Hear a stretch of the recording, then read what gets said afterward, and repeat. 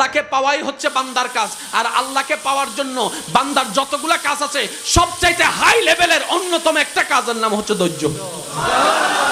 তো ধৈর্য দিলে তো আরো আপনাকে কাছে টেনে নিবে।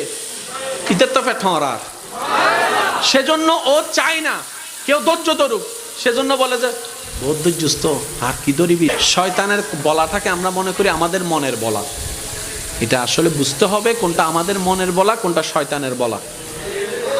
এবার আপনি শয়তানের কথাটা শুনে ছোট ভাইরে দইলা কলার সাইড দইলা মাইরা দিয়েছেন, নাক একটা ফাটাই দিয়েছেন। কার কথা শুনে? জোরে বলতে হবে, কার কথা শুনে? তাহলে দোষীকে শয়তান, দোষীকে। এবার যখন আপনার হাটহাজারির পুলিশ আসলো, পুলিশ এসে যখন আপনাকে গ্রেফতার করতে চাচ্ছে, আপনি বলবেন যে স্যার আমার কোনো দোষ নাই, উইতের দোষ। কার? শয়তানে হবু দাঁড়িয়ে কি দিদি, আমি কি বুঝাতে পারছি? ঠিক একই ক্যারেক্টারটা শয়তান হাসরের ময়দানেও করবে। আমরা যখন বলবো আল্লাহ